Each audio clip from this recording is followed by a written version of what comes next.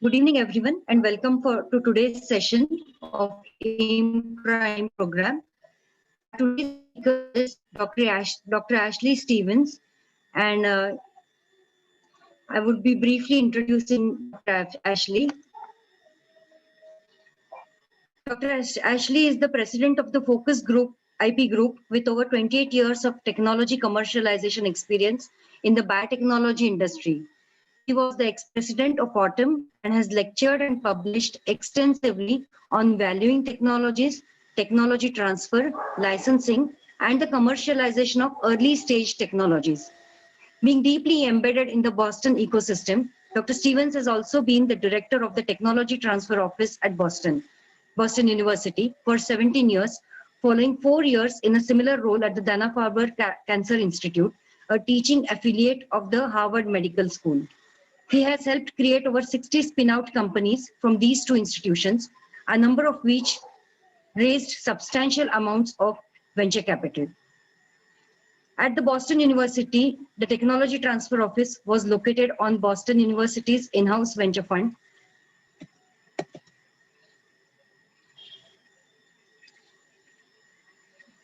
The Community Technology Fund, and Dr. Stevens was part of CTF's management team.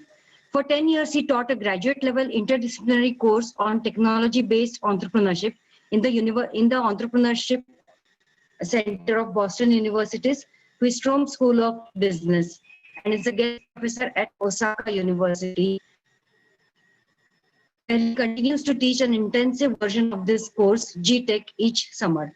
He also taught in the Entrepreneurship Boot Camp offered at the annual meeting of the Biotechnology Industry Organization. Prior to entering the technology transfer profession, Dr. Stevens worked in the biotechnology industry for nearly 10 years and co-founded 2 companies. He was co-founder and general manager of GenMap Incorporation, one of the first companies established to work on the human genome.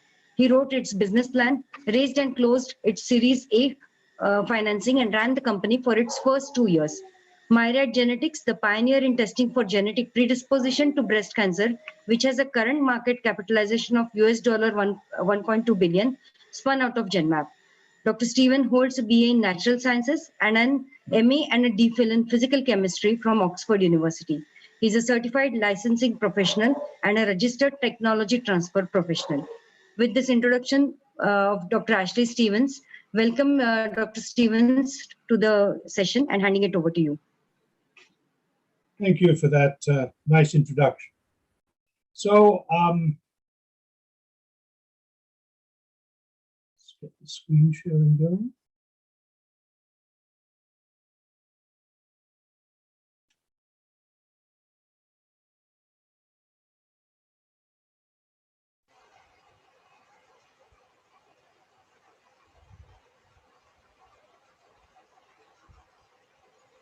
There we go.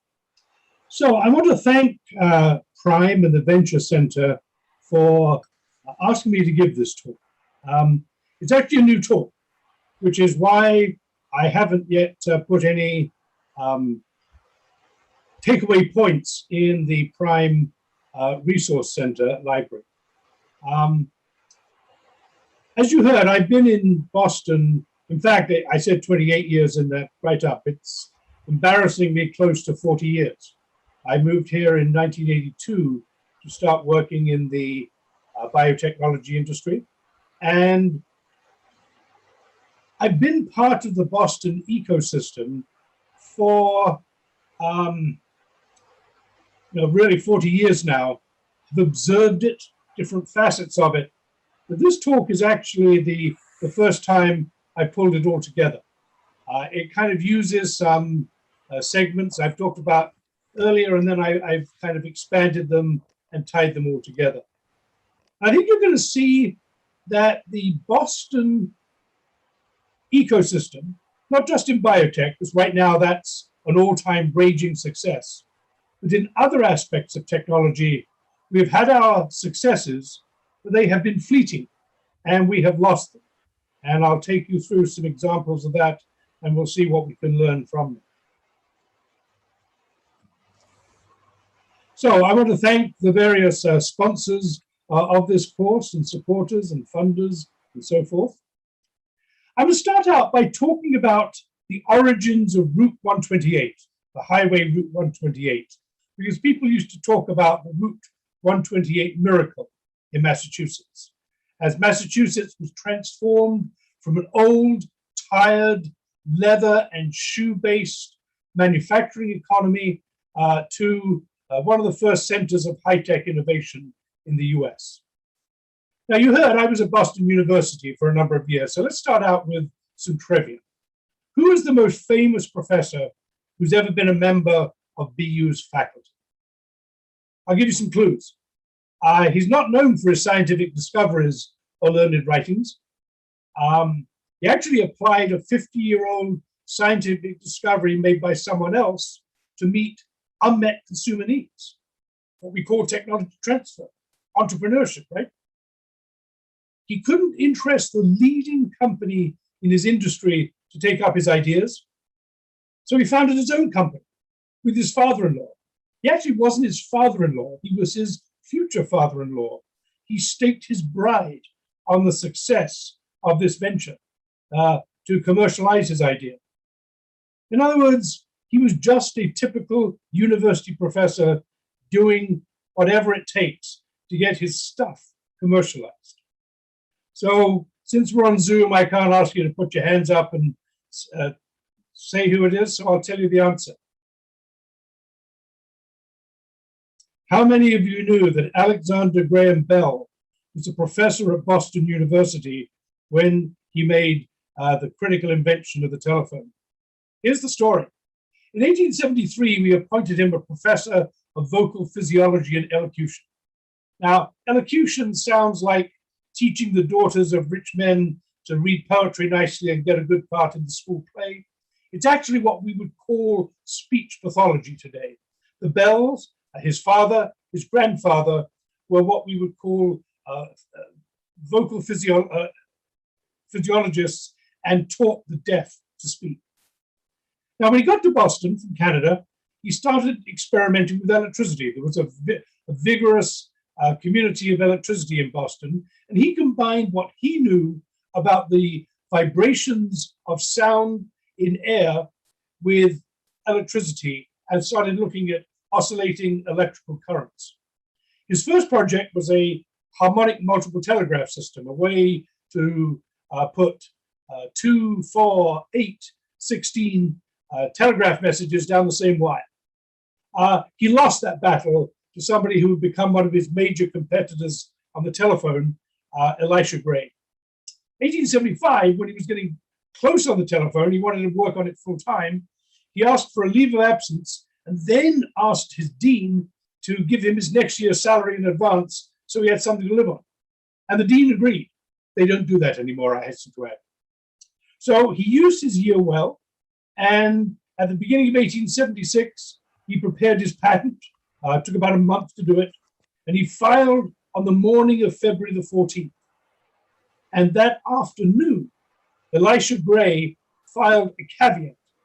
Now, if you know Latin, caveat means beware, and it was what you would do to tell the patent office you were working on something, to establish when you had conceived of it, and then you would come back to them when you had demonstrated.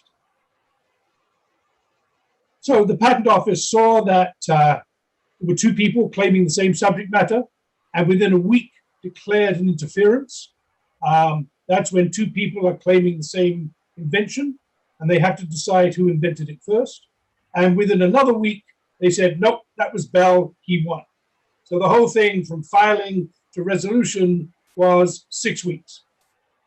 For perspective, the fight over inventing the expression of both genes of a monoclonal antibody in a single cell line, the Kabili-Boss fight, took something like 18 years to be resolved. His first patent was issued in March the 7th of that year, and a few days later, the famous message over the telephone line, Mr. Watson, come here, I want you, was said. There's his patent. I'd argue that this is probably the single most valuable patent the world has ever said. We'll talk a little bit more about how they made it so valuable in a moment.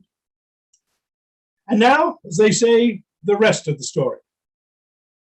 Bell spent the next 17 years defending the patents. Over 600 lawsuits were filed between 1876 and 1893. And believe me, you want to be sued, in the US at least, because people will only sue you if you have invented something very valuable and there's enough money to pay for the costs of litigation and to be worth suing over. He was defended by an amazing lawyer called Frederick Fish, who's the co-founder of two law firms, Fish and Richardson, still one of the top patent law firms in Boston, and Fish and Neve, which merged with Ropes and Gray about 20 years ago. And Bell's ownership of the patent was only finally confirmed by a 4-3 vote of the Supreme Court in 1887. Let's look at the business story of what happened here. Bell was just a professor with 1 year's salary paid in advance. He had no money. So he formed the Bell Patent Association with two men, Gardner Hubbard, who was a lawyer, his future father-in-law, his daughter Mabel was deaf and had been treated by Bell. That's how Hubbard got to know him. And then Thomas Saunders, a successful leather manufacturer who was the financier of this, who also had a daughter who was deaf, who had been treated by Bell. And the three of them owned equal thirds. That's what Bell had to do to get some money to develop this and pay the lawyers for patenting and so forth. He gave up 2/3 of the company. And then they brought in Thomas Watson a little later and gave him 10%. They reincorporated as the Bell Telephone Company, and there were a series of transactions where they slowly started to raise money. In 1878, Gardner offered the telephone patents to Western Union, the telegraph company, for $100,000. They declined. I would argue that that was the most catastrophically costly, bad business decision in business history, because Western Union could have been the Bell system, but they turned it down. The Bell Company started manufacturing telephones, and it came up with a key innovation. It leased them. It didn't sell them. And when the patents expired in 1893, they now owned a network, a telephone system with these leased telephones, and they were able to maintain that monopoly by saying only their telephones could be connected to the Bell system until the breakup of the Bell system in 1984. Now, this was a tough business model because you had to pay all the cost of manufacturing these phones up front, and instead of selling them at a profit, you just started getting annual lease payments, much less than the full cost. So this gave the Bell Company real problems in financing its development. Now, Western Union by now had realized their mistake, and they hired Thomas Edison to develop and patent telephones, and they started making and selling them too. The Bell Company sued them, the first of the big lawsuits, and they won. And the settlement was Bell got all the Western Union's telephone patents and assets. Bell agreed to pay Western Union 20% of the revenues from leasing telephones for the 17 years of the patent's lifetime. And critically, they got to buy Western Union's manufacturing operations, which was a company called Western Electric, which was in Chicago. And Chicago got all the manufacturing economic impact from the invention of the telephone, not Boston. We got nothing. It's one of the great tragedies that we invented the single most revolutionary tool in history, and we made nothing out of it. There's a share of the first American telephone and telegraph company. There were a series of transactions, and AT&T was formed in the early 1890s. The aftermath, Bell sold his Bell System stock way too early. As soon as the price went up 50%, he sold. It went up thousands of percent. Trouble was, his wife Mabel spent money like a drunken sailor, and they were always short of money. He was involved in the very early days of the airplane. He aligned with Curtiss in the massive battle between the Curtiss company and the Wright brothers over the patents on the airplane.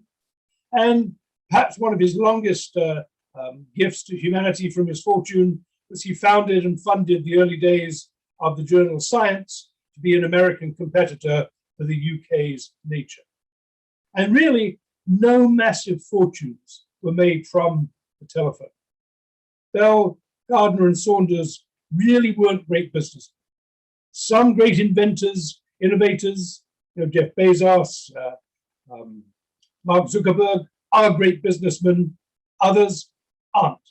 Bell, Gardner, and Saunders weren't great. They weren't as catastrophically bad as the Wright brothers, but they were pretty bad.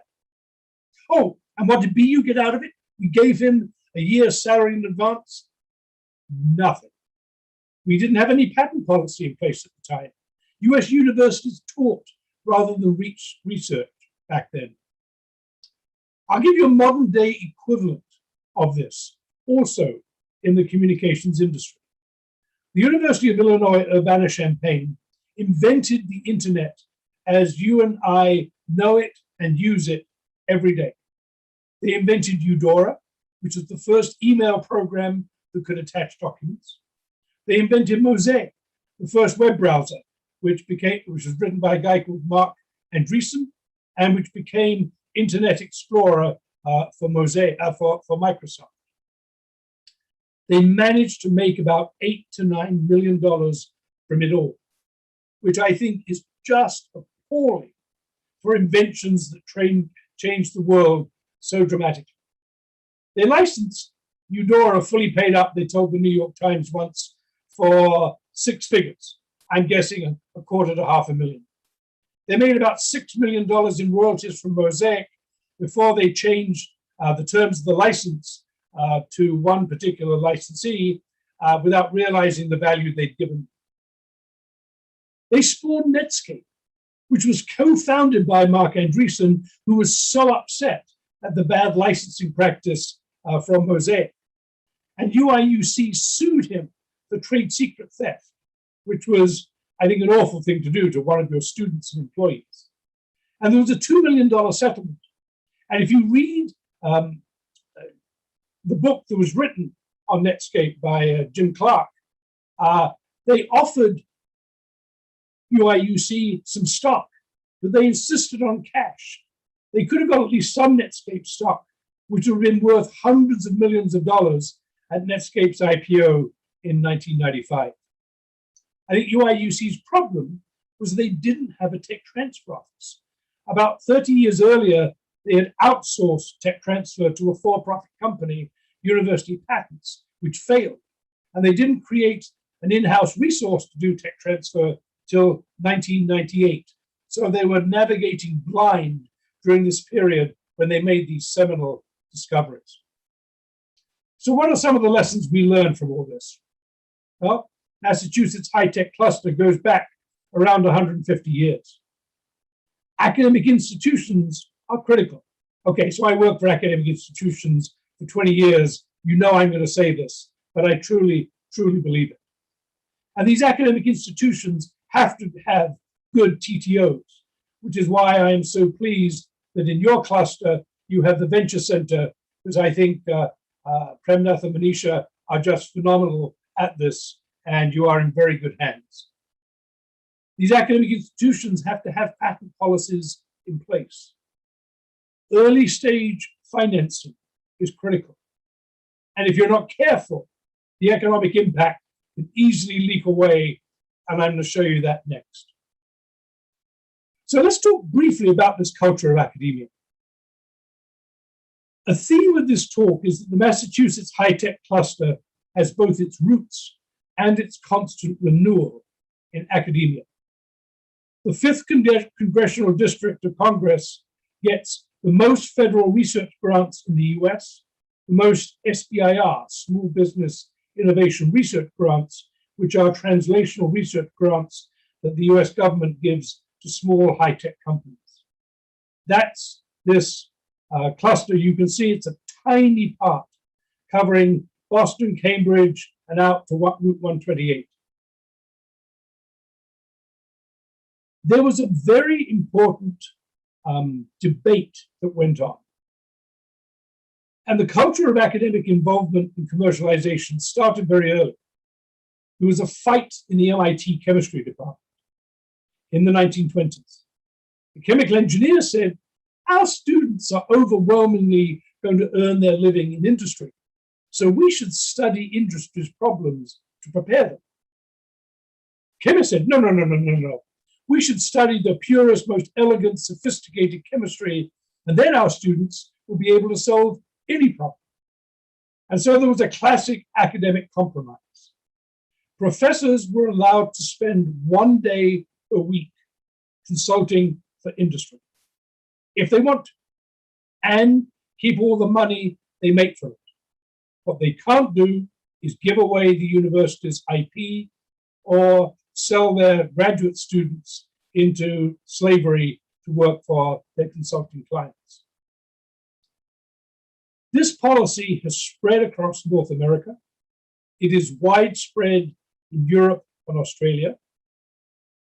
I think it is very much underappreciated, the importance of this policy to successful technology innovation, because it allows professors to be seen to be working with industry without violating their conflict of commitment policies.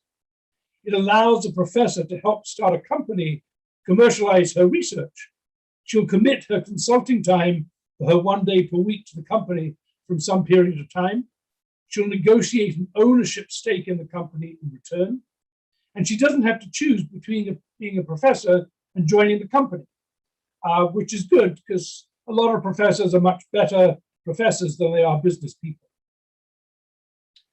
We've also seen Massachusetts university leadership involved in commercialization. Our universities have had a long time involvement in research-driven economic development. Carl Compton, who was president of MIT in the 1930s, proposed using academic technologies to create new industries to lead Massachusetts out of the Great Depression. Now, before he got very far with this, World War II solved that problem for the US and the rest of the world. And Compton later partnered with a retired French general, Georges Doriot, who by now was a professor at the Harvard Business School, to found American Research and Development Corporation, which was the first organized venture capital fund in America in 1947. And tech transfer has to be a voluntary process for faculty. It's their choice to participate. Nobody can force faculty to do anything they don't want to do. And the institution's role is to make it easy for them to commercialize. And some professors on first blush think that patents are anathema to academic freedom, locking people out versus open dissemination. And the argument against that is that the role of a patent is to give control over how discoveries are commercialized and by whom. Commercialization is often a new concept. Many universities feel commercialization isn't a proper role for academics, feel they should be teaching, researching, getting grants, graduating PhD students. And it's important that academic management be seen to support and endorse commercialization. Equally, it's essential that participation be voluntary. And the institution's job is to facilitate the process for those who choose to do it. Most faculty don't participate in the technology transfer process. Here's a study that came out from 2 economists at Georgia Tech. And you can see the vast majority don't do it, and only 2% are what we call serial entrepreneurs. But the best scientists do. This is unpublished work that I did with some grad students showing just how prominently Nobel Prize winners have patents. Look particularly at chemistry and physiology or medicine. 4 out of 5 have patents. Even in physics, all that abstract stuff about subatomic particles and black holes, half of them have patents. And I think we developed a new scientific paradigm. You know, if the traditional patent pathway was we make an invention, we publish in a prestigious journal, and then give talks in at conferences in nice places to tell people about it. What we're doing is we're adding a new pathway. We're not taking away the old one. We're adding a new pathway where we get patents, and then we can license these patents to drug companies and other companies and control the dissemination. And so we have these two pathways going in parallel. And a lady at MIT in the Sloan School, Fiona Murray, termed the concept the patent paper pair. And she looked at a study of papers in Nature Biotechnology and found that half had a corresponding patent. And another study showed that a third of the biotech papers in Science and Nature had a corresponding patent.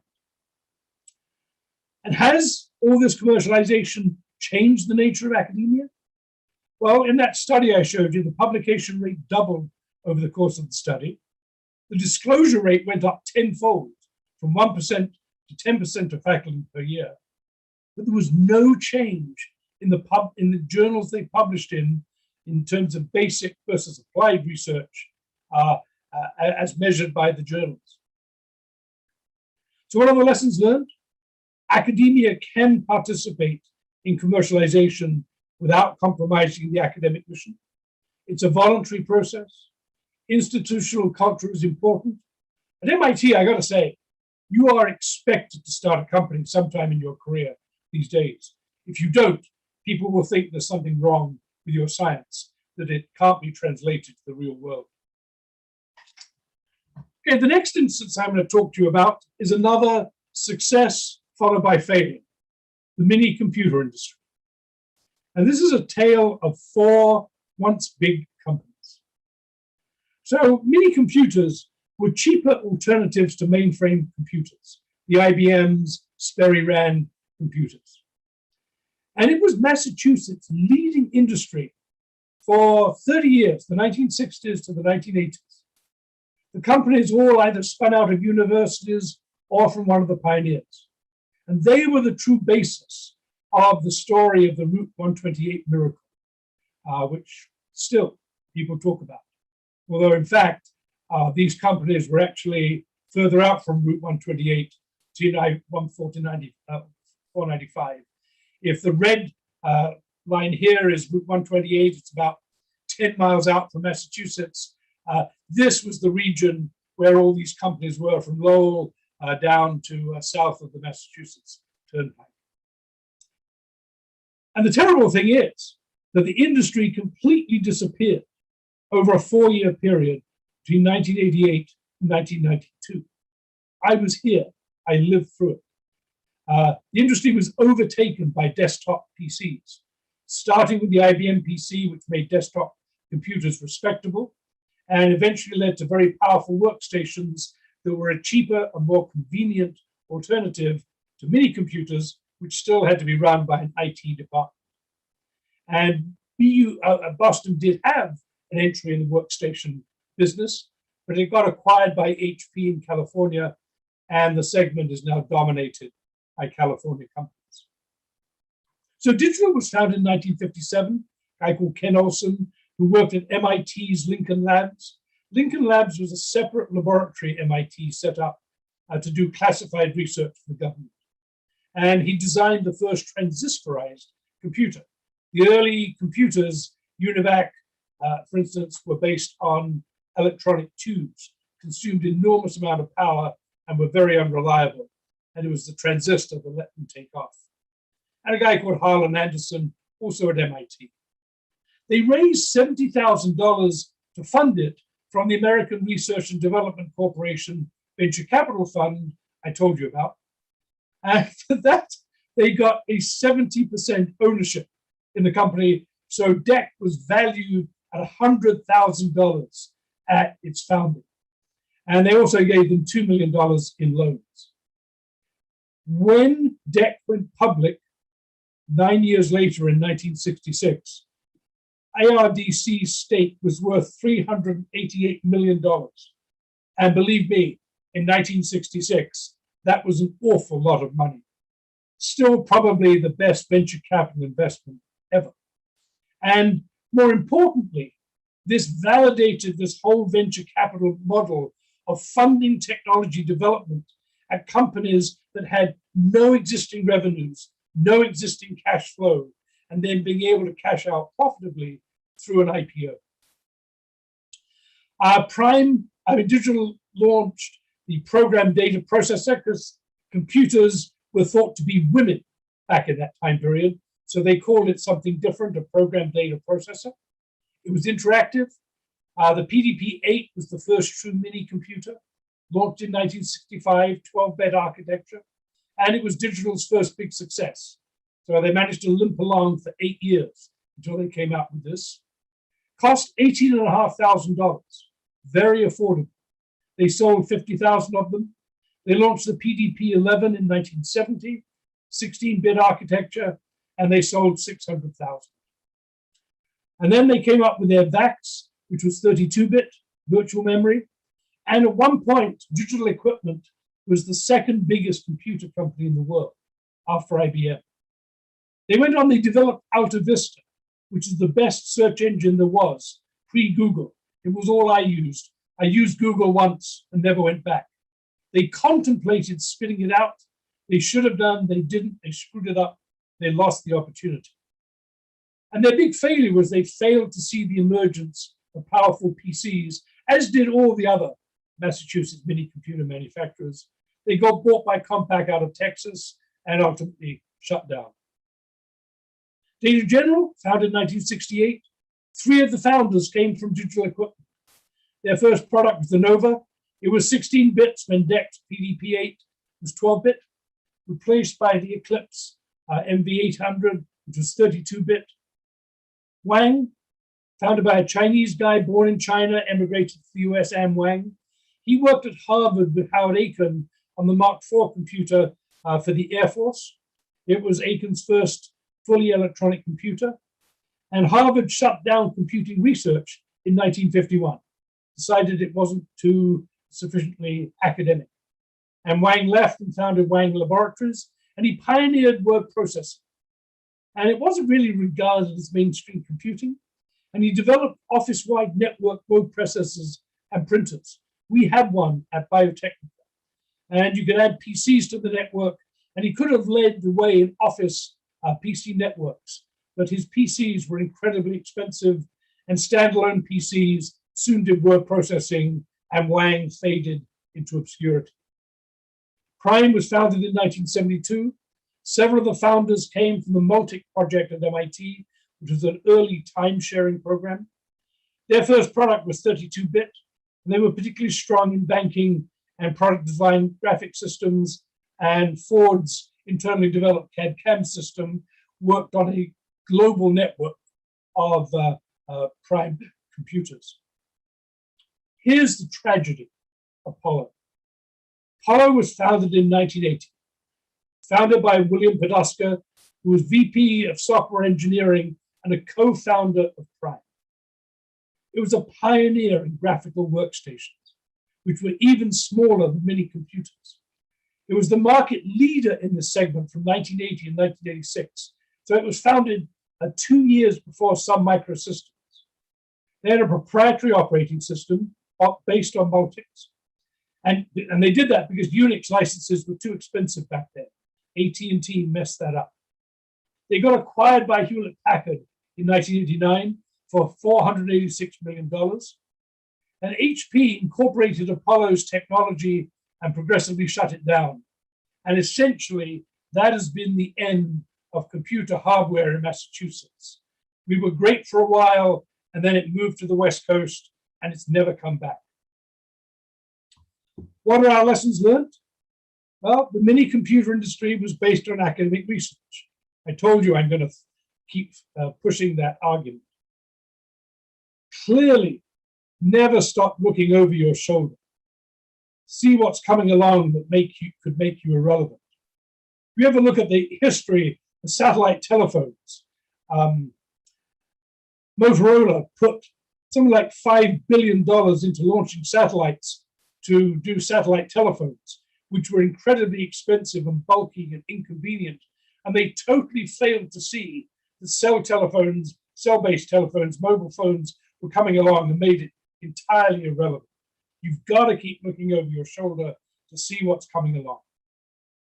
And a cluster is when you get multiple companies operating in the same space, leapfrogging each other, poaching from each other, seeing the limitations of each other's products and doing one better, building on each other. And we learned that acquisitions are a double-edged sword. They're great for the founders, the management, for the investors, or are able to get their cash out and reinvest in new things. But it can be bad for the cluster. It can suck the technology out of the region and send it somewhere else. And the last story I'm going to tell you is how Massachusetts came to be the global leader in biotechnology. So in 1975, there was just one pharmaceutical company in Massachusetts. We had the US headquarters of Astra of Sweden. That was before the merger to make AstraZeneca. And they had this gorgeous campus in the middle of Massachusetts and had zero influence. In fact, they couldn't even sell the campus. It's knocked down and it's an Amazon facility now. And two key events transformed this. The first event was spin-outs from Harvard, MIT, BU, Tufts, and so on. Some of these startups succeeded under what we call a FIBCO, a fully integrated biotechnology company today, Biogen, Vertex. Some stumbled and were acquired. Genetics Institute was our pioneering genetic engineering company, founded by the leaders at Harvard and MIT. It lost the battle for erythropoietin in the US to Amgen in a patent infringement suit in Massachusetts, promptly got bought by American Home Products, who promptly got bought by Pfizer, and there is a massive presence of Pfizer in Massachusetts today. Some succeeded and were still acquired. Genzyme pioneered rare disease therapeutics, got up to $4 billion in revenues, and got bought by Sanofi for 5 times the revenues, $20 billion. The second big event was the founding of the Massachusetts Biotechnology Research Park. It was the first biotech-specific research park created anywhere in the world, 1985, in Worcester, Massachusetts, which is 40 miles from Cambridge. So quite some distance from the hub of Harvard and MIT, where all the biotech was coming from. That's them. And you can see it's even further out than the biotech, than the 128 Miracle mini computer industries were. And it was founded on a former state mental hospital site. And you can't get away from it, from academia. It was across the street from the University of Massachusetts Medical School. Here's their first building, Biotech One. I think there were a total of 5 buildings getting bigger and bigger. Its first tenant was a company called Cambridge Biotech Corporation. They had the first 2 floors, the ground floor and the first floor up. And that was a Harvard spin-out. So even a Harvard spin-out would move 40 miles west for good facilities and support. They did AIDS diagnostics. And then there was a non-profit incubator on the top floor, second floor, and that spawned the companies that grew and then could support the construction of the later buildings in this park. Then the first big pharma companies started to move in. BASF was the first major corporation to move to Massachusetts in 1989. And they were very comfortable with the Massachusetts Biotechnology Research Park. It was the sort of facility they were comfortable with, not the old industrial rehab buildings of Boston and Cambridge. And the reason they came was that highly restrictive recombinant DNA rules in Germany, promulgated by the Green Party, drove the big 3 abroad, and they all came to Boston, to Massachusetts, sorry, to the US, to do their biotech research. BASF invented Humira in Worcester. the top-selling drug in the world until COVID vaccines came along last year, with $20 billion in sales in 2019. It was such a big drug, they knew they couldn't sell it effectively. And so they sold their pharmaceutical division to Abbott, which later spun out AbbVie. And AbbVie still has a big presence in Massachusetts. Universities have been leaders in the new biotechnologies. There were 8 life sciences Nobel Prizes over the 30-year period from the 1960s to the 1980s. And they had established offices of technology transfer early and were comfortable working with industry. And I think increasingly academic medical centers became important. These are a uniquely US creation. They are a teaching hospital affiliated with a medical school. And these entities marry basic research and clinical research with patient access. They're an enormously powerful combination. Massachusetts has 4 medical schools: Harvard, BU, Tufts, UMass. Nowhere do you find as many medical schools. And they each have multiple teaching hospitals. Harvard has an enormous number: Mass General, the Brigham, Beth Israel Lahey Dickness Medical Center, Children's Hospital, and then specialized institutions: Dana-Farber in cancer, Mass Eye and Ear, Joslin in diabetes, McLean in neurological, Spalding in orthopedic and rehab. And look at Harvard's AMC's research budgets. Harvard's research budget is close to $1 billion. Their affiliated AMCs have 3 times that, almost $3 billion in research funding. As I said, Massachusetts was the birthplace of organized venture capital, 1947, founded by Harvard Business School and MIT. And this has spawned a number of successor venture capital firms from people who cut their teeth at ARDC. So they were around to fund the biotech startups. I gotta say, it took a long time to become successful. There used to be a joke that the way to make a small fortune in biotechnology was to start with a large one. The proximity of Massachusetts biotech companies to Wall Street when it was time to go public and raise more money was a definite plus. Because if you were in California, the other early center of biotech, I know it was a 3-day trip at a minimum to get to New York to talk to Wall Street. And it turns out there were a few key government interventions. The city of Cambridge had one of the first key interventions. In the mid-1970s, there was a lot of concern about the potential for recombinant DNA technology to lead to catastrophic outcomes.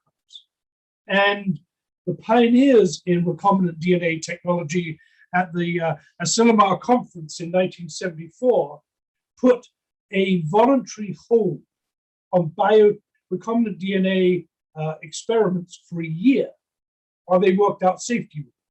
So this was very public. And the city of Cambridge said, well, we have Harvard, we have MIT, we have to come up with standards for safe laboratory research. And they did so. They did that in 1977, and it created a safe harbor for biotech companies. They knew if they came to Cambridge, located in Cambridge, and met these standards, then they would get a permit to operate and do their research. The next big government intervention was to capture the downstream from the R&D, to capture biopharmaceutical manufacturing. The production of biopharmaceuticals is inherently more closely tied to R&D than traditional pharmaceuticals. India has obviously enormously profited from the ease of making small molecule drugs and leads the generic drug industry. It doesn't, I think, outside of Serum Institute, lead in much of the area of biopharmaceuticals simply because the manufacturing is much more closely tied to R&D because they're produced from living cells. because they're sensitive to changes in production. So we even have a two-step regulatory process. Safety and efficacy you have to demonstrate, and you get your biological license application approved. For production, you have to get the production premises license separate. So Genzyme received substantial incentives to produce its first major product in Massachusetts. The Commonwealth of Massachusetts created in 1992 a Chapter 121A property tax abatement for Genzyme. And they built their Cerezyme manufacturing plant in Austin along the Charles River. Big facility. It saved us from them going to a cheaper labor place in the southern US to do it. And others followed. These were some of the early drugs that were made in Massachusetts. And then in 2003, there was the Harvard Business School Life Sciences Summit. I actually attended this. It was an amazing meeting. It was called by Professor Michael Porter, who's a professor at the Harvard Business School, and whose specialty was the study of high-tech clusters. And his consulting company, Monitor Group, had been paid large sums to do these studies for different clusters, and he decided to do one pro bono for his home state. And he convened the triple helix, which I'll explain more later, in one place. The government, the universities, and industry all brought together. The president and provost of Harvard and MIT were there for a day. Amazing. And the theme of the meeting was, we will not let happen to biotech what happened to the mini computer industry. We will look over our shoulders, see what's coming along, and adapt and keep it strong. And they established biopharmaceutical manufacturing as a strategic goal. They identified that complex permitting was a big problem, so they simplified it. Early success, a company called Advanced Immunotherapeutics built its plant there, and some of the recent successes, Bristol Myers Squibb built a big manufacturing plant in central Massachusetts, Shire, TKT, now Takeda, Moderna with its COVID vaccines. And a continuation of the Porter Summit was the Massachusetts Life Sciences Collaborative, founded in 2006, chaired by Susan Hockfield, president of MIT, Drew Gilpin-Faust, president of Harvard, Jack Wilson, president of the University of Massachusetts, and Henry Tamir, who was the CEO of Genzyme. And it led to the Massachusetts Life Sciences Center, which is a 2008 initiative of Governor Deval Patrick, which was a $1 billion 10-year program of research grants and tax incentives for corporations to continue to refresh the cluster. Now, one of the problems that we have from not having had an indigenous pharmaceutical industry was there was no people around to run these things. So the early management had to be imported. And there's actually a book called The Baxter Boys, because Baxter Travanol was one of the most innovative companies in healthcare back then. Traditional pharmaceutical companies were not innovative back then. And so people like Jim Tobin at Biogen, Henry Tamir at Genzyme, Gabe Schmergel at Genetics Institute, and Robert Carpenter at Integrated Genetics all came from Baxter Travanol, which was in Chicago, or Abbott Labs, also in Chicago, to Massachusetts to run the early companies. And venture capital eventually got it right. Many early venture capital investments didn't pay off. I gave you that joke earlier. The way to make a small fortune in biotech is to start with a large one. But some got it right, and some new ones emerged. And now there are a number of players in Massachusetts, Flagship Pioneering being one of the most prominent, that are continually spawning new biotech companies. And there have been some true serial academic entrepreneurs who've done multiple companies over the years, while still doing the very highest quality academic science, still getting massive research grants, publishing their work in one-word titles, Cell, Nature, Science. People like Bob Langer at MIT is probably the most famous, single-handedly created the drug delivery industry in Massachusetts. George Whitesides at Harvard George Church at Harvard. Today, I think we are the world leading center of pharmaceutical R&D. We've been voted #1 since 2015. Up to then, California was #1. World leading center of biopharmaceutical manufacturing. So we're capturing the downstream. Diversified skill base in startups that developed into fully integrated biotechnology companies. And here are the logos. I'm afraid this is out of date, but these are the companies that are present in Massachusetts, either local companies that have grown up and marketed a product, or some of the big international companies that have acquired companies here in Massachusetts. So what are our lessons learned?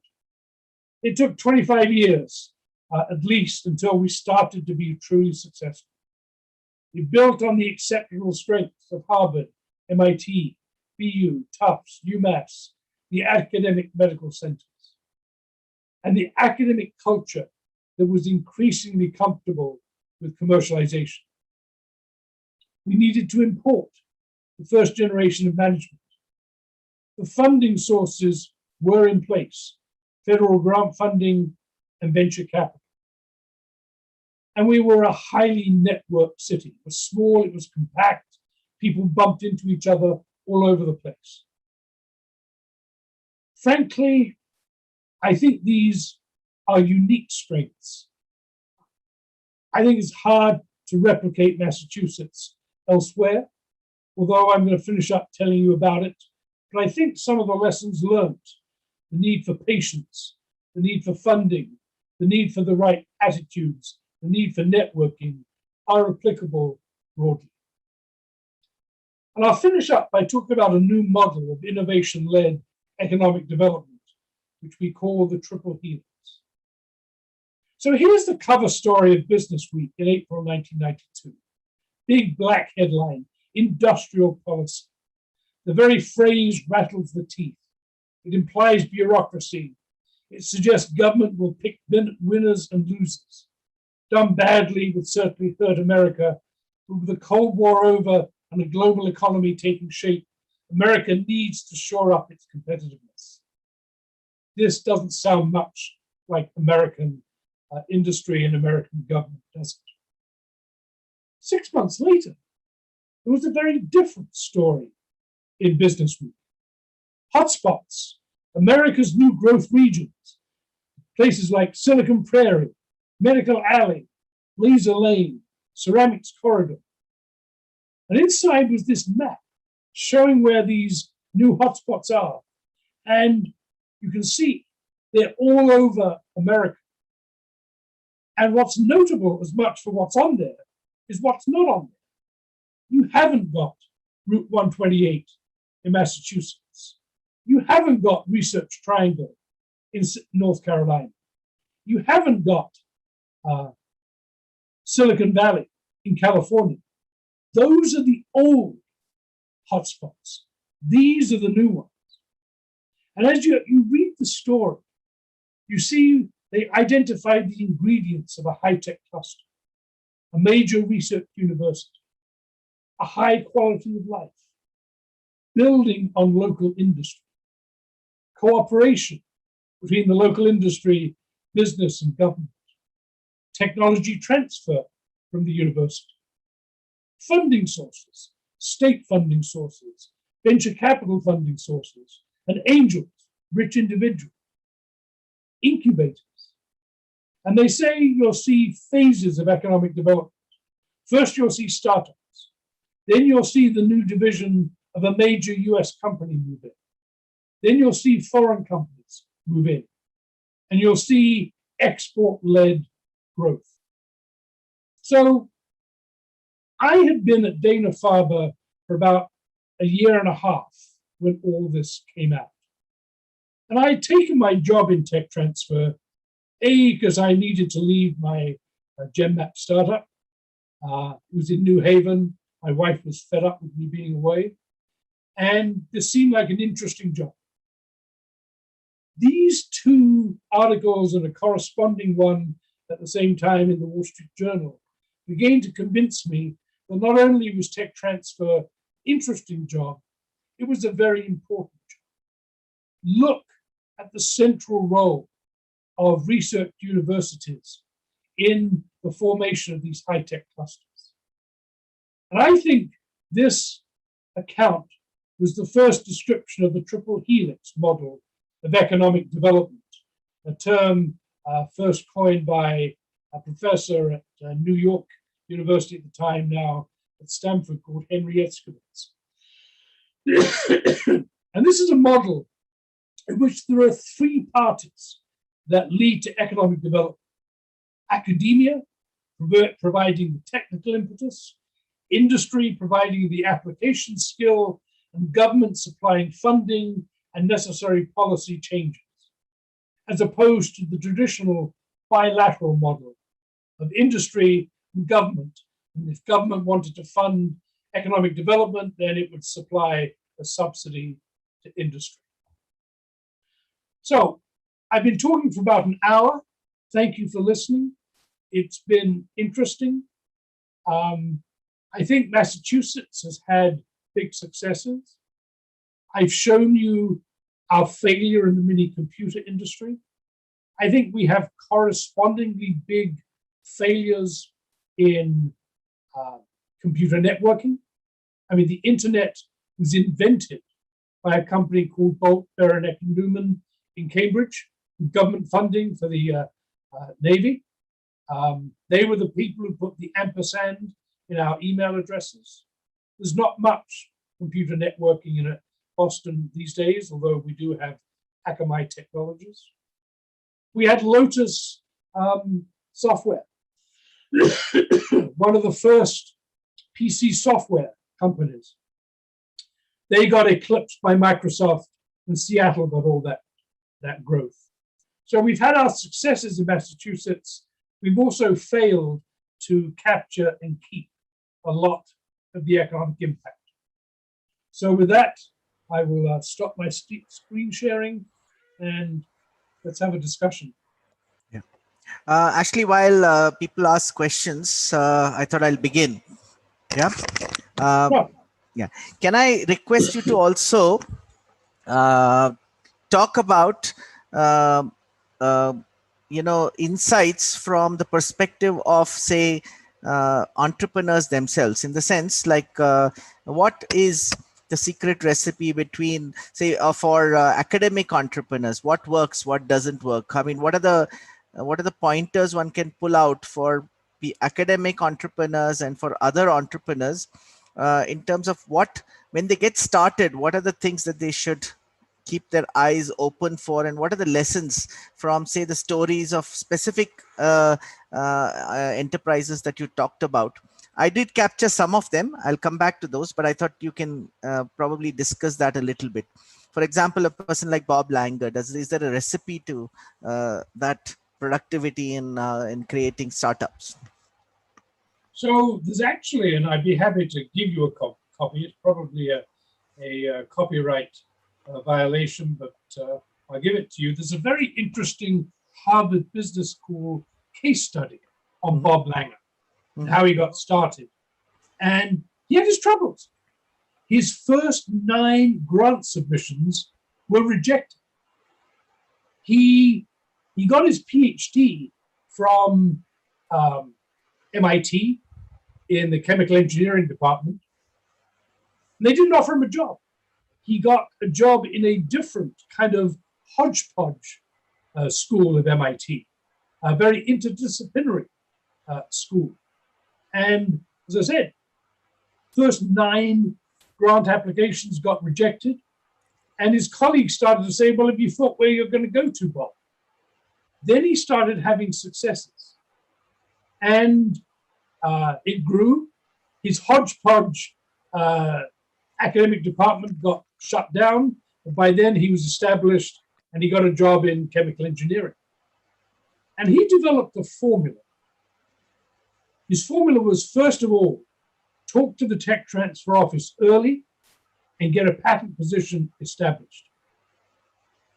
His second position was do top quality science and publish it in top quality journals. He had a relationship with a venture capitalist, Terry Maguire at Polaris, and whom I forgot to put on that slide, by the way. And so he had, after he had his first success, they would believe in him and fund his successive companies.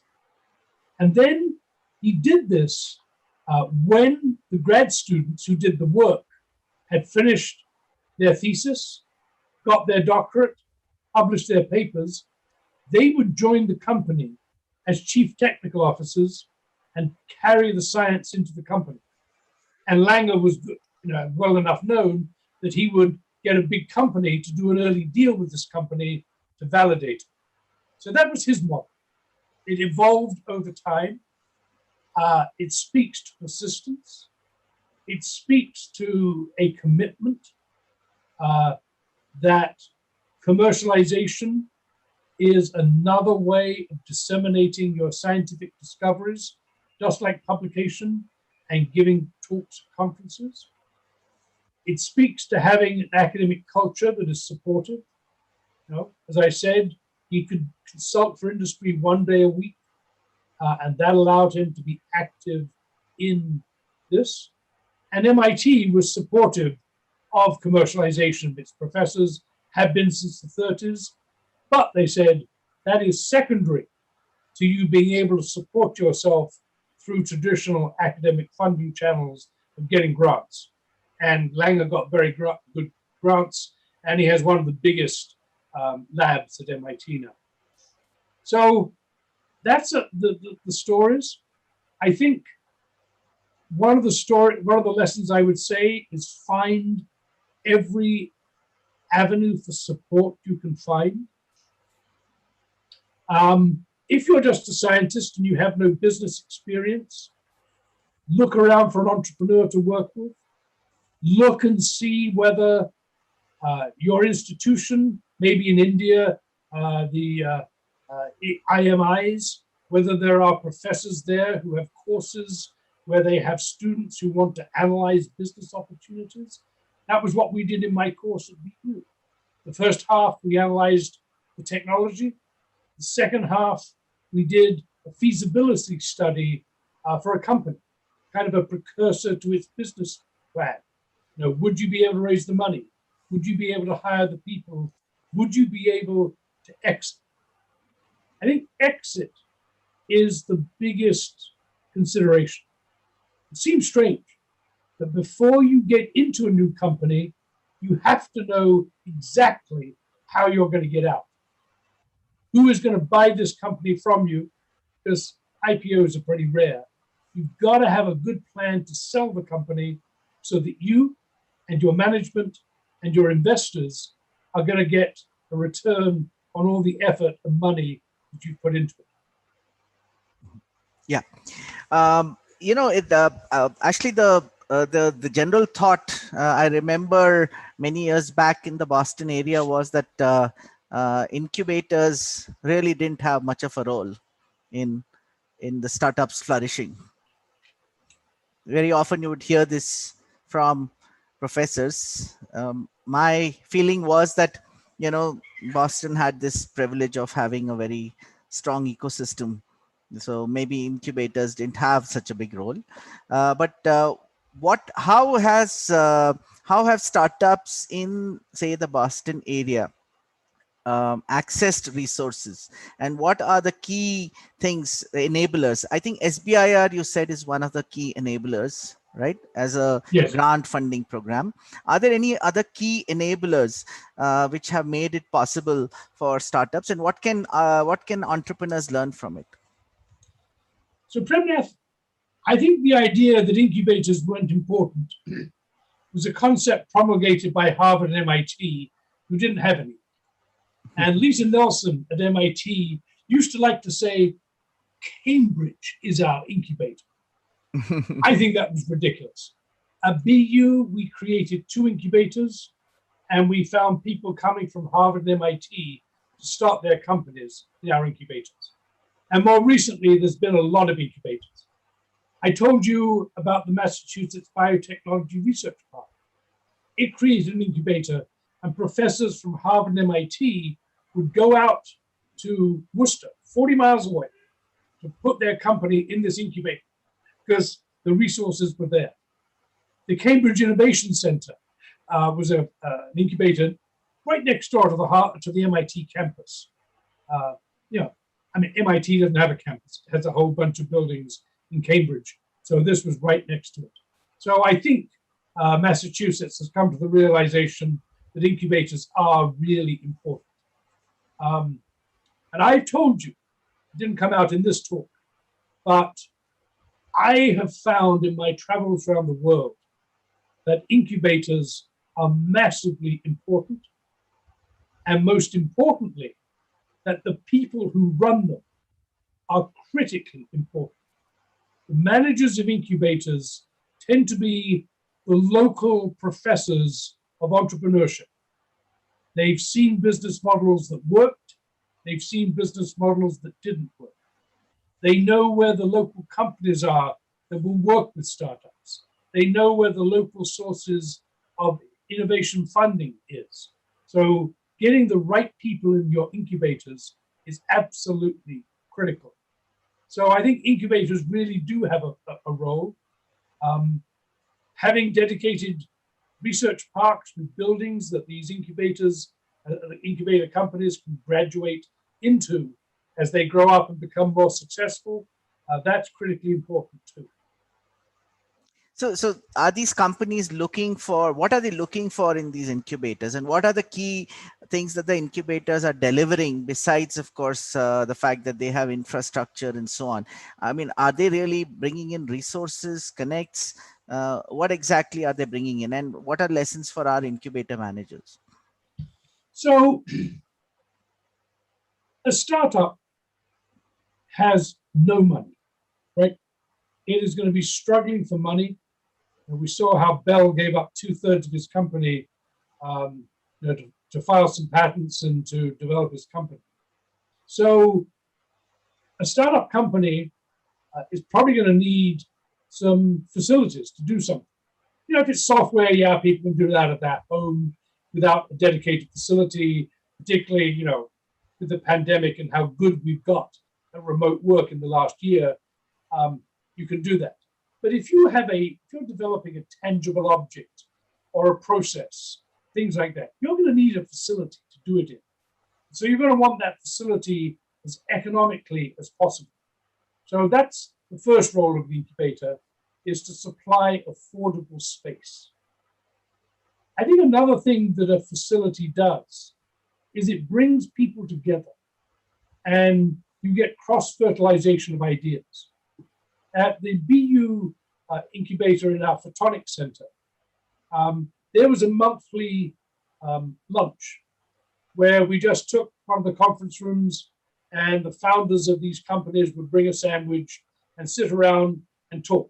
Maybe there would be somebody who would give like a 10 or 15-minute talk, and then there would be a discussion of the topic. Cross-fertilization of ideas is really important. Incubators can put on events,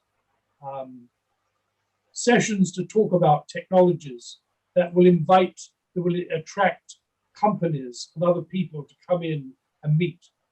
The motto of BU's Tech Transfer Office was maximize collisions, i.e. people bumping into each other and exchanging ideas, minimize friction, reduce the barriers to transferring ideas from one place to another. Those are some of the roles of incubators. Mm-hmm.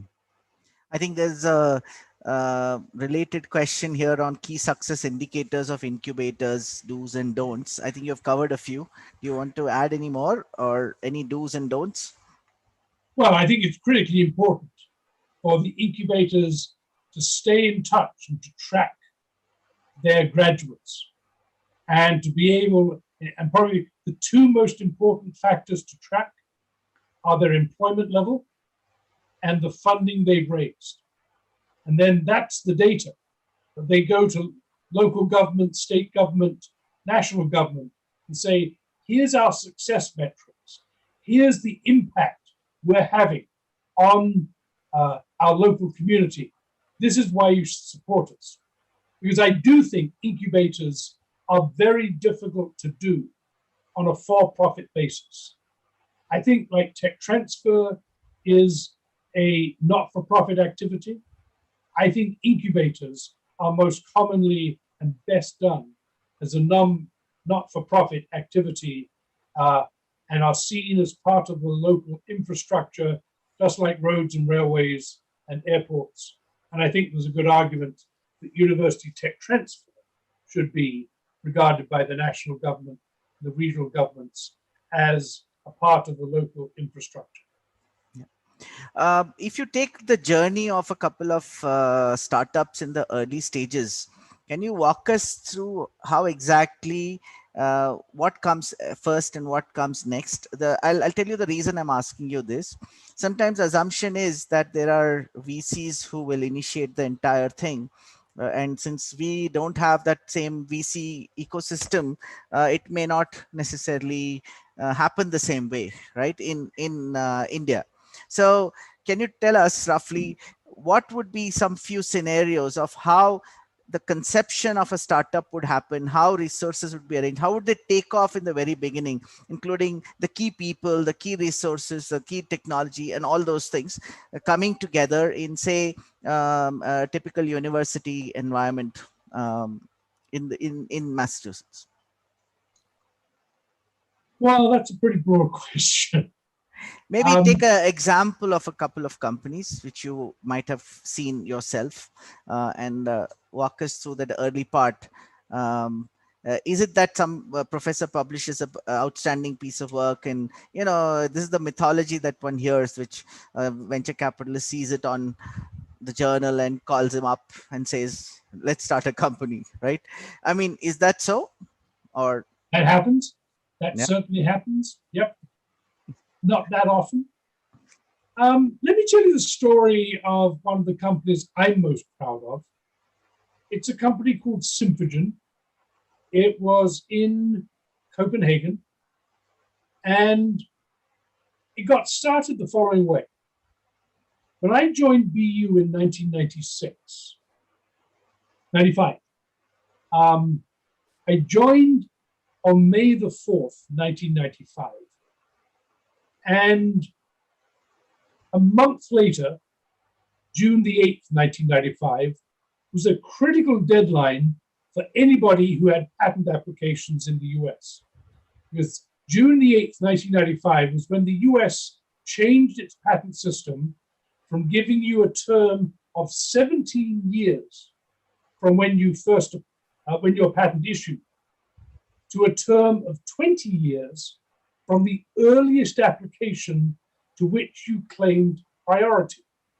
So in a month, with no support, I had to go through our entire patent system and decide how many of the pending divisional applications to file. So I had to review the entire BU patent portfolio in a month.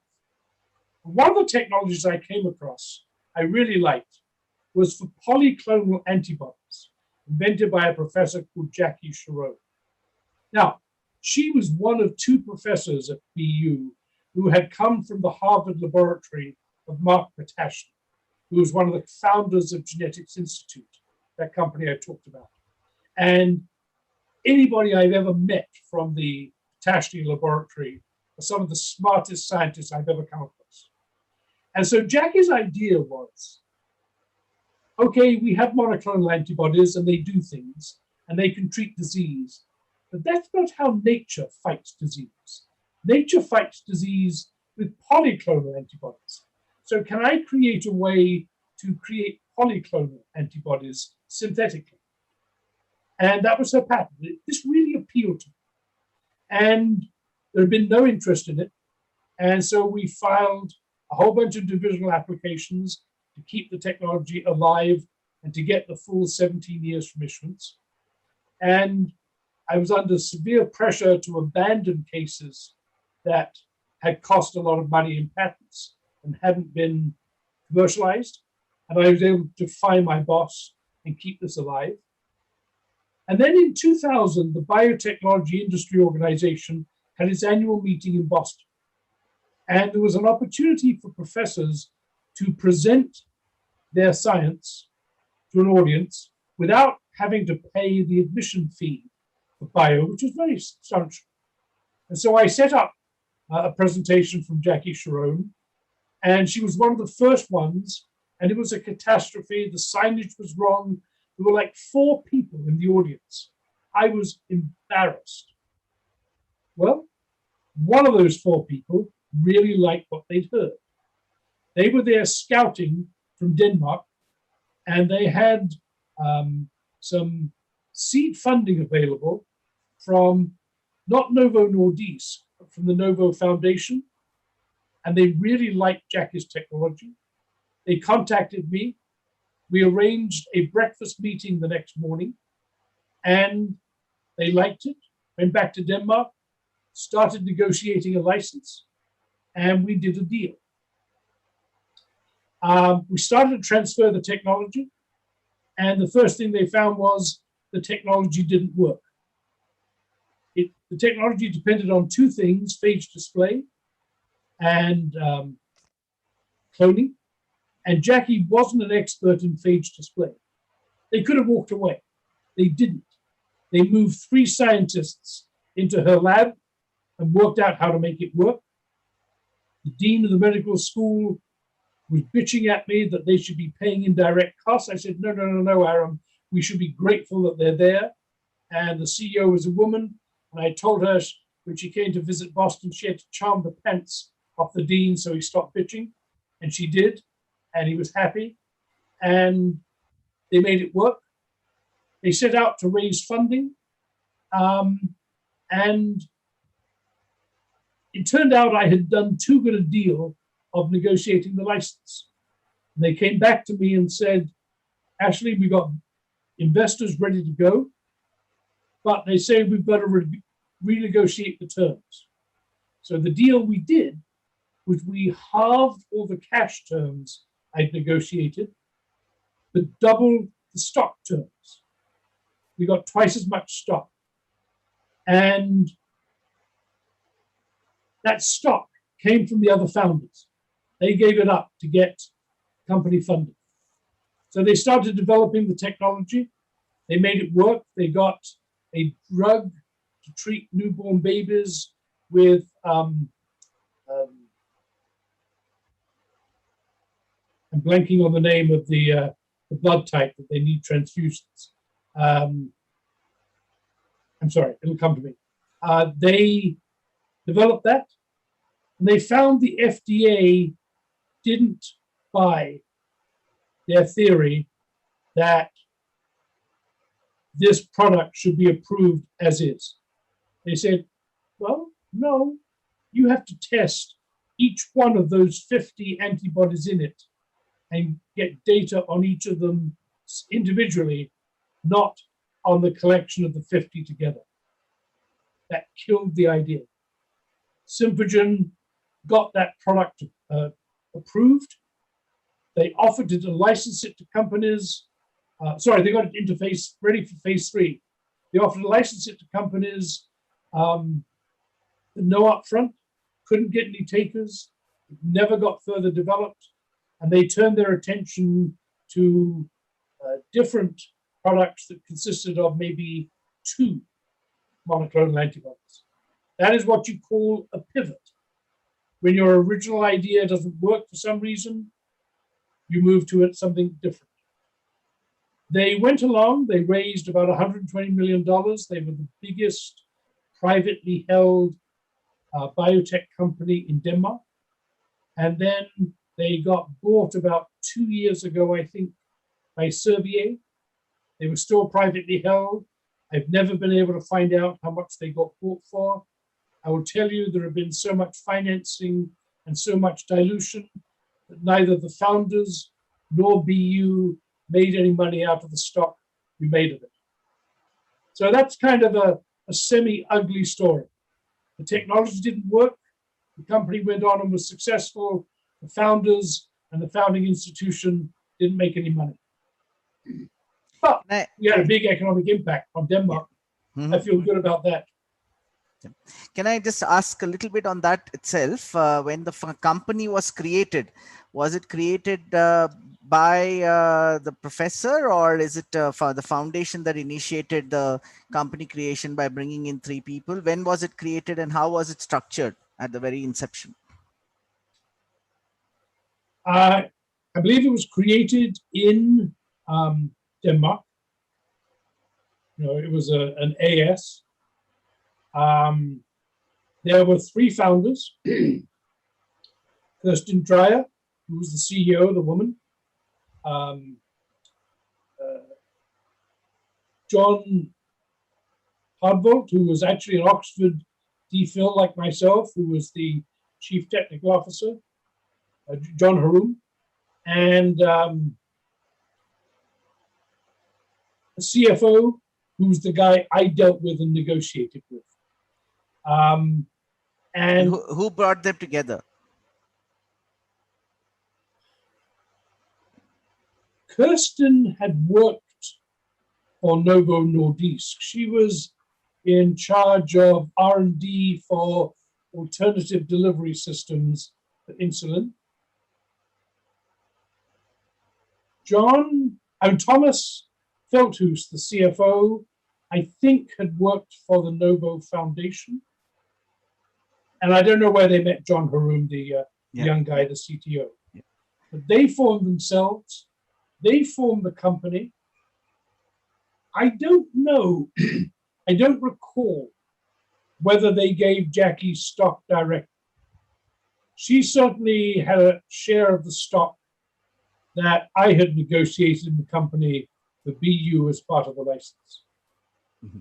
The introduction to my background said I'd helped create 60 companies. Mm-hmm. I got stock in every one, except maybe a couple out of Dana-Farber, where the professors were subject to very stringent Harvard conflict of interest rules. And if they wanted to get research funding from the company, they couldn't have stock in the company. Mm-hmm. Those are the only ones I ever didn't get stock in. I believe any academic institution whose technology is being used to start a company should get an ownership share in lieu of getting paid cash up front. And I can make the argument that incubators should get an ownership share if they're providing resources, if they're providing facilities without charging rent. Mm-hmm. In other words, you use stock as a currency instead of rupees, because a startup company has a lot of stock. It doesn't have a lot of rupees. Yeah. So, a few messages I got out of that. One, of course, that the BIO presentation was very important, because otherwise the world doesn't know it. I mean, you don't have those collisions happening between people. Exactly. And, collisions. Exactly. That's why I say one of the roles of an incubator is to put on talks, kind of like a physical version of that partnering forum that you put on through Venture Center. Yep. Recently and the other thing is it's not adequate for academics to present only in academic forums. It has to be something like an industry forum as well, right? Because otherwise you don't meet the right people, perhaps, right? Exactly. Yeah. And if you do go to an academic forum and present, keep your eyes open for the company scientists who are there, because those are the people you want to talk to and network with. Yeah. And furthermore, the funder brought in, I think, interest or brought in the team which worked with the professor to take it ahead, right? In the example which you gave. So the team really matters as well. I mean, in terms of, and of course, the role that the BU Tech Transfer Office played in negotiating the deal and making everything work, which is very, very critical as well. Very often we fail in some of these things because we don't do a great job of a win-win kind of a deal. There's a question here about. I'm still close. Yeah. I'm still close to those 4 people, with Kirsten, John, Thomas, and Jackie. We went through so much together. That's another lesson. The early stages of commercialization are intensely personal. Yeah. Yep. So there's a question about the early translation stage between research and product of the technology commercialization. How can we do it right Where should it happen, in the university or the startup? How do we bring people with right skills to do it, mentor the process, and bring in the resources required? Let me add a sentence to it. At what point do you say that it should move to a startup and stop at the university? And I know that several universities have very different policies, and some are very strict and some are not. So do you want to comment on that? Well, as I said, I think it is absolutely critical that the professor have the ability to consult with industry 1 day a week at a minimum, to so that they can be seen to be doing this without people pointing fingers. And maybe if the policy doesn't exist, then I have come up with structures to propose that individual deals be done with the institutional leadership, so the institution gets a share to compensate them for giving the professor some free time. I think at a very minimum, it takes 2 people to start a company. You need a business person and a technical person. Now, with academic entrepreneurship, the professor is the technical person. And they've got to find somebody who brings complementary skills, business skills, but B, just somebody to bounce ideas off.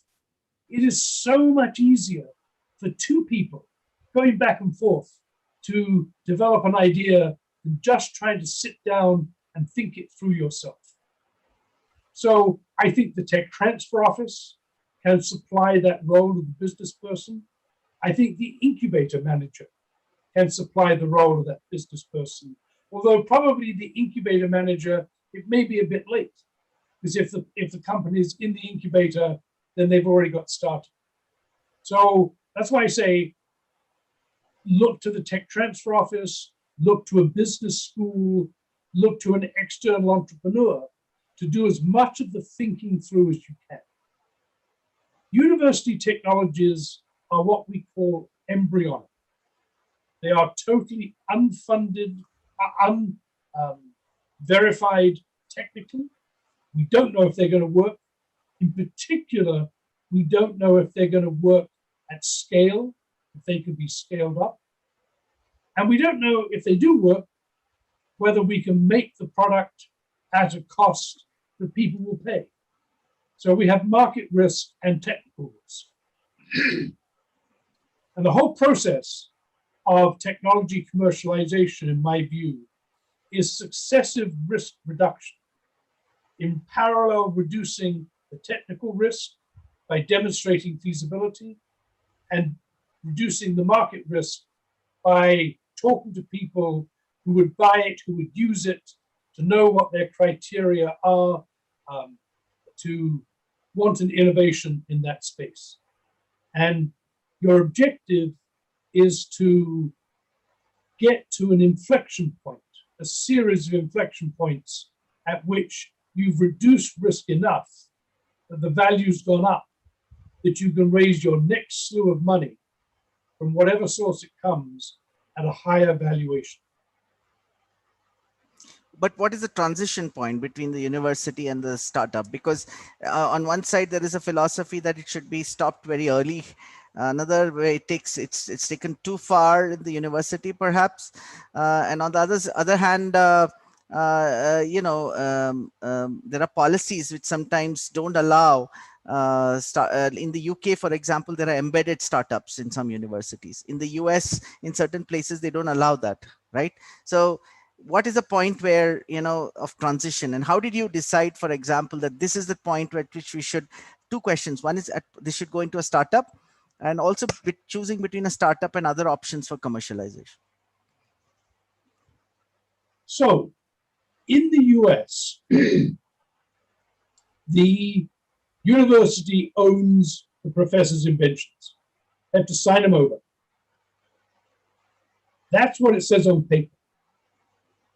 The reality is that it will be the professor who will have an enormous say in the commercialization pathway, not the university. If the professor wants to do a startup, the university had better do a startup. If the professor wants to do a startup, and the university says, no, IBM wants this, we're going to give it to IBM, the professor will probably smile sweetly, say, do let me know how it goes, good luck. They won't want to help and cooperate in the process. That's the reality. I think it's important that the professor have thought it through. BU had this photonic center, and it was intended to commercialize inventions related to light, very broadly defined. From lasers to chemiluminescence to all sorts of things. And they hired people whose job it was to try and create companies. And there was one professor, chemistry professor, who had done a project on chemiluminescence. And it was tunable. You could easily adjust the wavelength at which a dye fluoresced. And his idea was to use this to defeat counterfeiting of clothes. The idea was the real manufacturer would print an invisible logo on the tag of a garment. And then when a wholesaler or a retailer got deliveries, they would take the garment, put it under a fluorescent light, see if it fluoresced. If it did, it was genuine. If it didn't, it was counterfeit. They went off and they raised the first round of funding and worked very hard. When I was giving my course, the guy I taught it with the first cycle said, instead of giving them a new technology, the students a new technology to work on, why don't we give them an old one and see if they come to the same conclusions? So we put one of the teams of students on this chemiluminescence technology. And we invited the professor to the presentation, and we hadn't heard the presentation ahead of time. And the students stand there and say, this is only a partial solution to the counterfeiting identity fraud problem. The market won't pay much for a partial solution. Don't do it. And there's the professor sitting there listening to this. So when they finished their presentation, I turned to him and said, well, Gil, give us an update. And he gave a very polite update on the technology. He gave a very polite update on the company, which, as I said, was beginning to struggle. And then he turned to me and said, Ashley, I wish somebody had told me this 5 years ago. I think the moral of this story is they hadn't done an adequate job of validating the market potential. They just said, yep, there's an opportunity, let's go do it. They hadn't talked to apparel manufacturers. They hadn't talked to wholesalers and retailers to see if there was something viable. So I believe that before you spin out from a university, you go through an elaborate process of thinking it through, studying it. And that was what, in my course, is the second half of my course was 7 weeks when the students studied the feasibility for the company. Where could they get the money to do it? Where could they get the people? Most importantly, what was the exit? How would everybody make money on this? And we developed a template, a scoring template, where they gave grades. And you multiplied by a certain factor, and you got a composite score, scale of 0 to 5. And if you were much below 50 to 60%, probably the venture was going to fail. But I think it's really important to do the market study, the financial study, before you commit, quit your job, start the company, take out a second mortgage on your house to raise some money, and so forth. Can you also comment on what is there a formula to co-founding a company? When you co-found a company, is there a formula to, or at the inception, is there a formula to the rough holding or the cap table that one needs to have? And how do investors perceive it?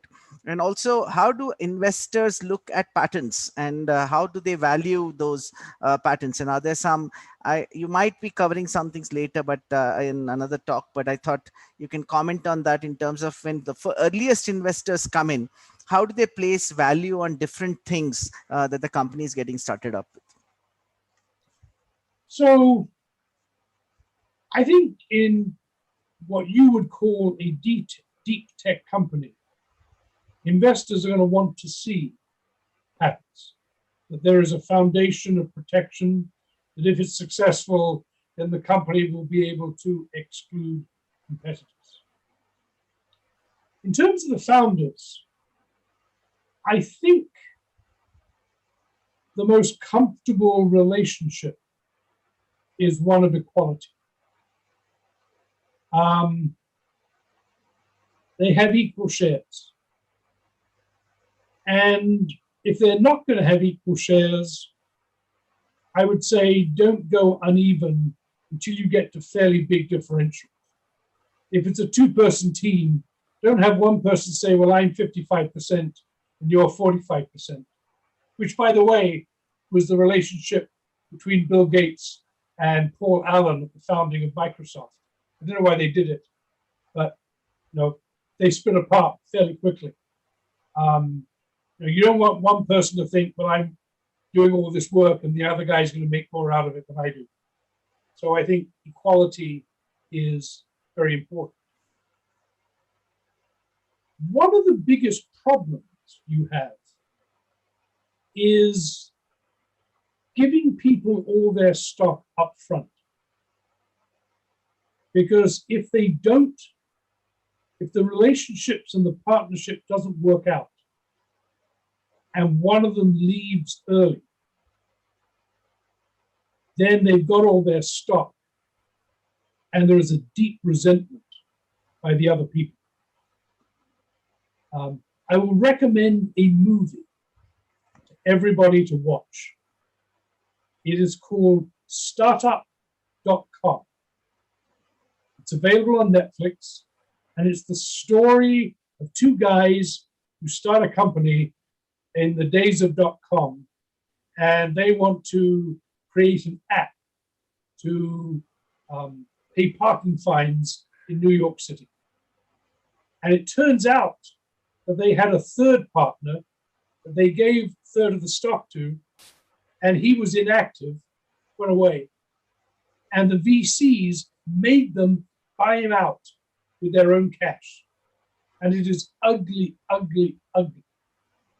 So one of the lessons is, if one of the parties owns the patents and they put them into the company permanently, then okay, they get their stock up front. But if there are other people whose role is management of the company, then they shouldn't get their stock up front.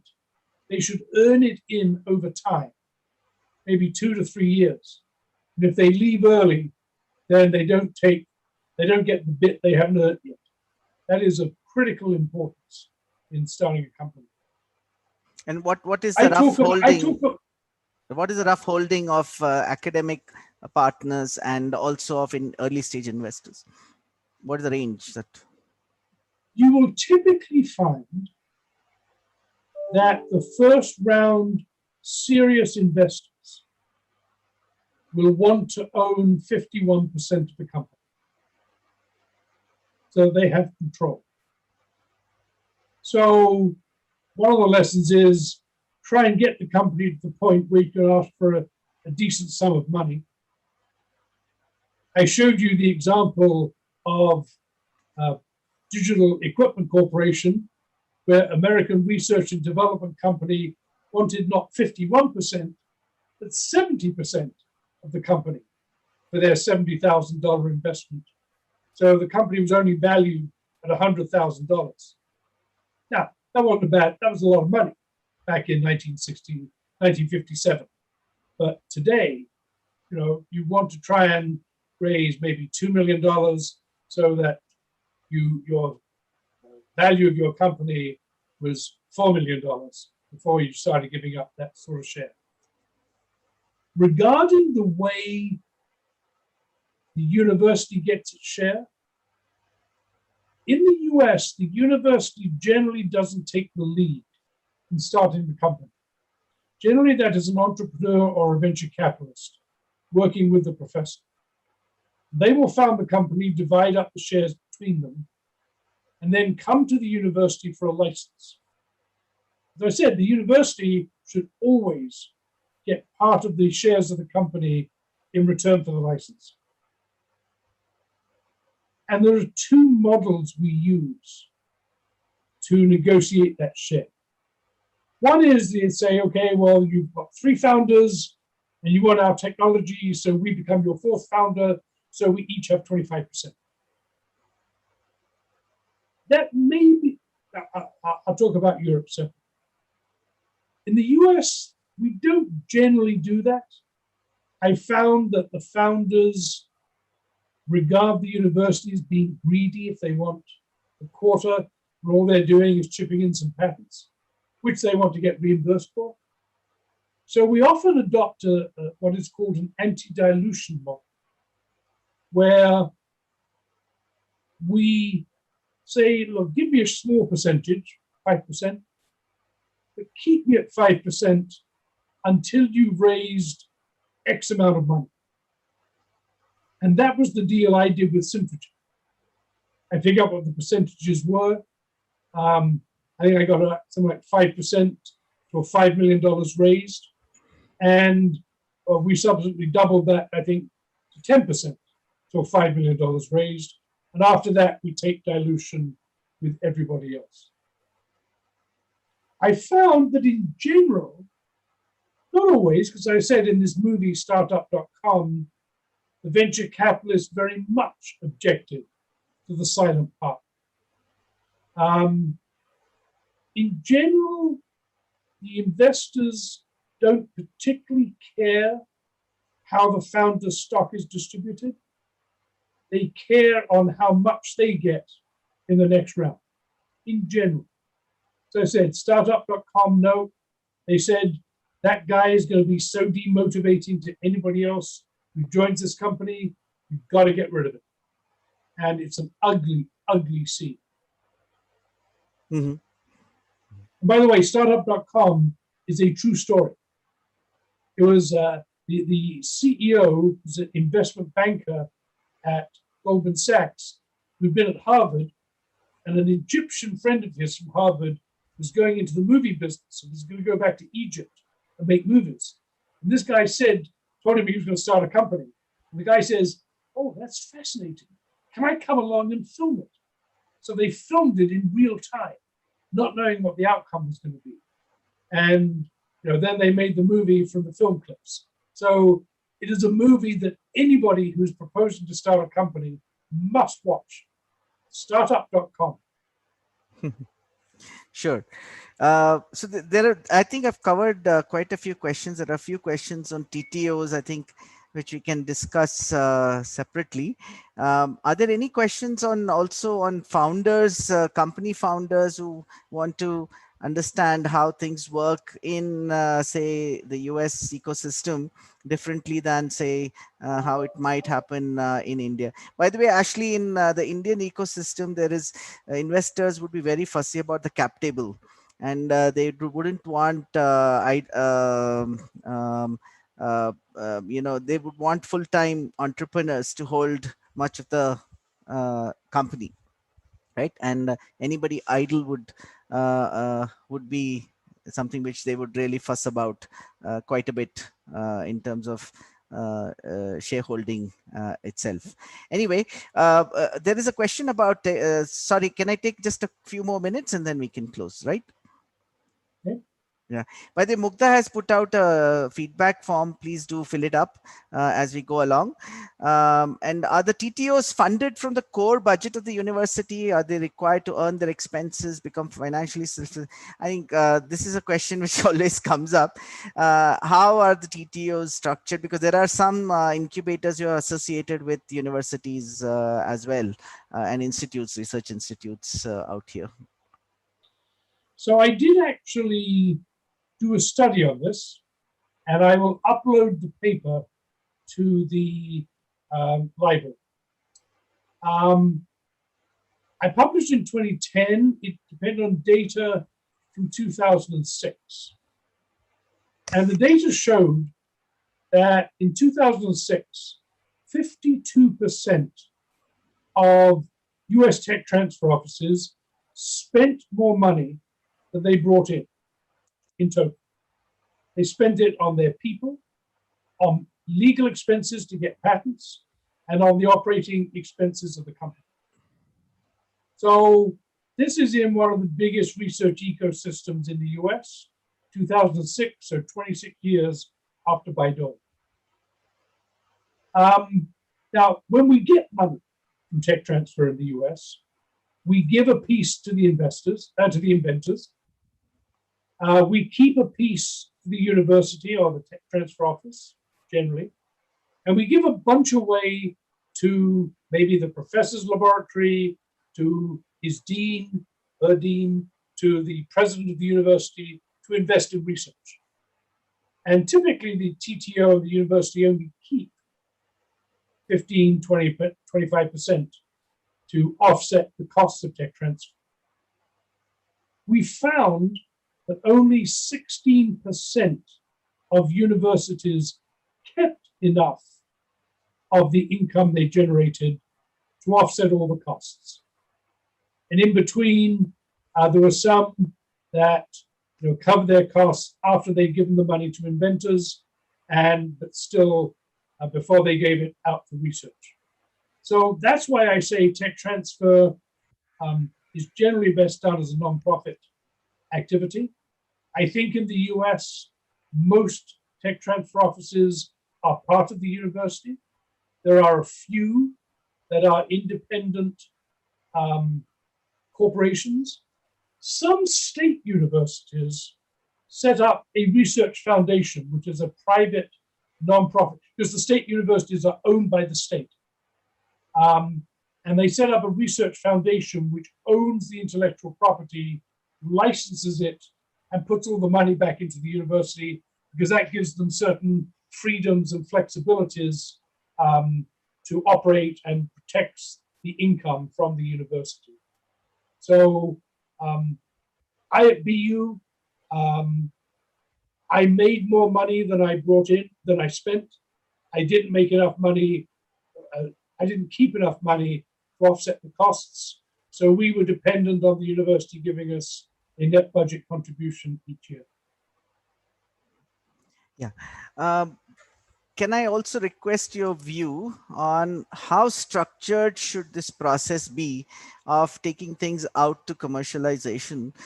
There's a question on how innovators tried things differently in tough situations and created success stories. Based on the journey, we are now having syllabus, infrastructure, and support systems to create success stories. Is too much streamlining hazardous for innovation? And I wanted to ask you this also in the context of some models I have seen in Europe, which are a very spoon-fed model, versus in the US there is a little bit more we just create the ecosystem and let people flourish kind of a model, right? So which one, what is your view on this? Well, as I said, it's got to be voluntary. You can't make professors commercialize. I think you've got to make it easy for them to do so. I think you have to educate the university leadership about the benefits to the university. After all, Stanford and MIT are now two of the preeminent universities in the world. You go back 70 years, they weren't. MIT almost went bankrupt, almost got acquired by Harvard as its engineering school, luckily didn't. Stanford was a second-rate university, but Leland Stanford Jr. gave them a bunch of land, and they founded Silicon Valley and used the rent that they made from these high-tech companies to expand the university. And both of those universities achieved their preeminence by facilitating the leakage of their technology into the local ecosystem. And I showed you how MIT was such a pioneer in the transfer of technology from the university to the local community for economic development and benefit. So I think you've got to streamline it.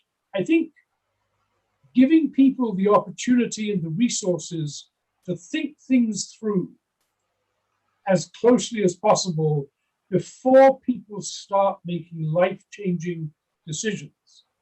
You know, if the professor doesn't and can't get, time off to consult and work on this, and has to decide to give up their academic job forever and join the company, then for goodness sake, make sure you've really studied it thoroughly, have had outside help before you take that decision.